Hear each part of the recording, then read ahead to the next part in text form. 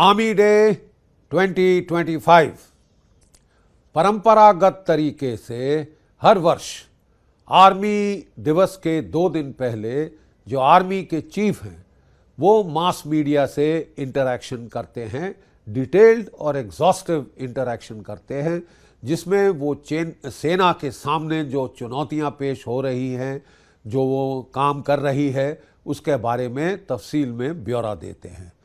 इस साल general Upendra Dwivedi, chief of army staff Indian army, ने बहुत तफसील में संवाददाताओं से बातचीत करी और उन्हें सेना की उपलब्धियों के बारे में अवगत कराया।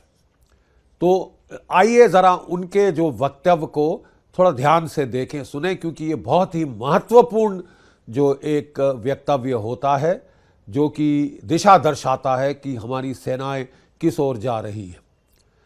नॉर्दर्न कमांड के बारे में बातचीत करते हुए उन्होंने अल्फाजों का इस्तेमाल किया, सेंसिटिव बट स्टेबल, यानी जो स्थिति है वो डेलिकेट है, सेंसिटिव है बट स्टेबल है। मतलब जो काफ़ी जो हमने प्रयास, और उसमें आर्मी चीफ साहब का बहुत बड़ा हाथ रहा था, जो उन्होंने शांति के प्रयास किए हैं, जो है डिसएंगेजमेंट के प्रयास किए हैं लद्दाख बॉर्डर पे, वो सफल हुए हैं। और जो कि देपसांग और देमचोक जो कि लास्ट रिमेनिंग फ्रिक्शन पॉइंट्स थे, उन पे पेट्रोलिंग एग्रीमेंट हो गया है। मतलब पेट्रोलिंग के राइट्स दोनों साइड के रिस्टोर हो गए हैं। भारत की सेनाएं अब अपनी perception of line of actual control तक पेट्रोल कर सकती हैं और वाइसा वर्सा चीन की फौजें भी अपनी लाइन तक आ सकती हैं। पहले तो झड़पें हो रही थी, मारकाट हो रही थी, लेकिन अब जो है पेट्रोलिंग शुरू हो गई है। अभी तक कोई अनटूवर्ड इंसिडेंट नहीं रिपोर्ट किया गया। अपने आप में ये बहुत एक बड़ी उपलब्धि है। उसके बाद उन्होंने सवाल जवाब के दौरान एएनआई के ब्यूरो चीफ को बताया कि साहब जो है प्रोग्रेस क्या है इस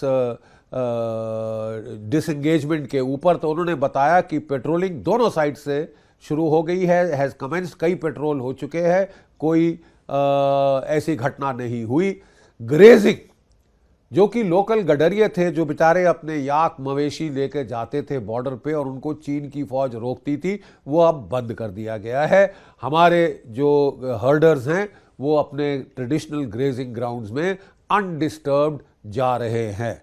अ good, very good achievement as far as the जो लद्दाखी बेचारे वहाँ के हैं, जिनके संसाधन बहुत कम हैं, and they depend on their grazing of their yaks and sheep and their माल मवेशियों को, तो उनके जो ग्रेजिंग राइट्स हैं वो रिस्टोर हो गए हैं। कोई उसमें दखलंदाजी चीन की तरफ से नहीं हुई है। बफर जोन पे उन्होंने एक सीधा सवाल लेते हुए बताया कि बफर जोन नाम की वैसे कोई चीज़ नहीं है। हाँ, जब दर्जे हरारत बहुत बढ़ गई थी लद्दाख के अंदर, तो पहला फैसला ये लिया गया कि अनायास युद्ध न छिड़ जाए, एक्सीडेंटल एस्केलेशन न हो जाए, इसलिए सेंसिटिव इलाकों में जैसे गलवान, जैसे कि पंगोंग सो की लेक के पास का इलाका और चुशुल वगैरह, यहाँ पे डिसएंगेजमेंट हो, यानी troops eyeball to eyeball contact में नहीं रहे, क्योंकि उससे एक्सीडेंटल एस्केलेशन होने के बहुत चांस हैं। तो वो जो है अभी कई इलाकों में डिसएंगेजमेंट है। अब अगले दर्जे पे जो बातचीत होंगी, अगली दौर जो बातचीत का होगा, कोशिश की जाएगी कि डिसएंगेजमेंट में यहाँ भी स्टेटस को एंटी रिस्टोर किया जाए। जो शुरू से भारत कह रहा है कि जो स्थिति फरवरी 2020 में थी उसको वापस ला देना चाहिए ताकि ट्रस्ट रिस्टोर हो। तो ये ट्रस्ट रिस्टोरेशन के लिए अभी अगले स्टेप्स आगे में लिए जाएंगे।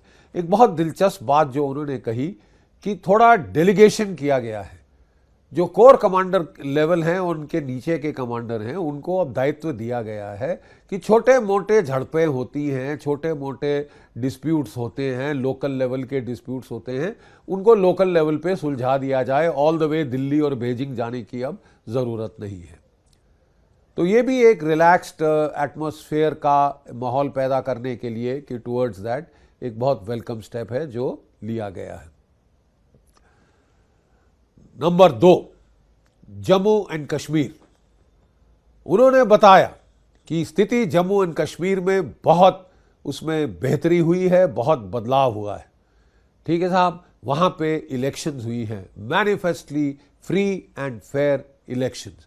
वहाँ पे इस साल 5 लाख अमरनाथ के यात्री गए थे, रिकॉर्ड नंबर यात्री गए थे। इंसिडेंट फ्री मैनर में वो यात्रा कंडक्ट की गई है। एक मतलब गोली तो भूल जाइए, एक पत्ता नहीं वहाँ पे फड़का, ना इलेक्शन के दौरान ना इसके दौरान। In itself it's proof of positive control. हाँ, छुटपुट वारदात करने की पाकिस्तान ने पुरजोर कोशिश की। पहले तो वो ये कोशिश कर रहा था पीर पंजाल के दक्षिण में, जहाँ पे हमारी जो काउंटर टेररिस्ट जो ग्रिड थी वो डाइल्यूट कर दी गई थी। बिकॉज बहुत साल से ये इलाका, 10 साल से ज़्यादा, जब मेरे छोड़ने के बाद 2005 में मैंने रजौरी पुंछ को छोड़ा था और बिल्कुल कमर तोड़ के छोड़ा था, तो तब से डॉर्मेंट रहा है ये इलाका। फिर जब लद्दाख में झड़पें हुई, यूनिफॉर्म फोर्स को सब जानते हैं, वहाँ ले जाया गया था। तो वहाँ पे उसने गफलत करने की कोशिश की थी। पीर पंजाल के दक्षिण में, रजौरी पुंछ में, रियासी में, कठुआ में और फिर डोडा किश्तवाड़ के इलाके में भी उसने रिवाइव करने की कोशिश की थी टेररिज्म की। और कई लोग तो कह रहे हैं कि उसने अपने रिटायर्ड एसएसजी कमांडोज वगैरह को भेजा कि वो मार धाड़ फिर से शुरू कराए। और इसके जवाब में भारत ने अपनी जो ग्रिड डेंसिटी डाइल्यूट हुई थी ट्रूप्स के हटाने की वजह से, ट्रूप्स के राष्ट्रीय राइफल्स में कमी, कटौती लाने की वजह से उसको रिस्टोर कर दिया गया है। ग्रिड डेंसिटी रिस्टोर कर दी गई जम्मू कश्मीर के अंदर, और उसके चलते आपने देखा है इंसिडेंट्स में एकदम गिरावट आई है। नियर जीरो पे वो फिर से ला दिया है, पूर्ण रूपेण शांति है। इसके अलावा उन्होंने बताया, बड़े ही दिलचस्प आंकड़े दिए। उन्होंने बताया कि देखिए, जो नंबर ऑफ टेररिस्ट जो हैं जम्मू कश्मीर में, वो उसमें 80% जो है वो पाकिस्तानी, केवल 20% लोकल हैं।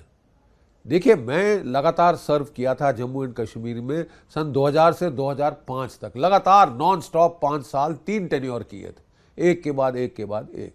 तब जो total number of terrorist, arm terrorist थे, वो थे 5000। आज के दिन मार के घटा के 150 कर दिए गए। उसके अलावा जो संख्या जो मारे गए हैं टेररिस्ट, उनकी जब लाशें आइडेंटिफाई की गई हैं तो 60% लाशें तो फॉरेनर्स की हैं। मतलब लोकल जो हैं कश्मीरी, वो समझ गए हैं कि साहब हमारा बेवकूफ़ पाकिस्तान बना रहा है, हमारी तबाही कर रहा है, हमारी लाशों पे वो हमारा पानी और नदियां हासिल करना चाहता है, और इसलिए पत्थरबाजी बंद। टेररिस्ट लोकल रिक्रूट होने तकरीबन 0 पे आ गए हैं, 20% रह गए हैं लोकल, और बाकी सब बाहर से ये कमी मेकअप करने के लिए पाकिस्तान भेज रहा है, और वो भी धड़ाधड़ मारे जा रहे हैं।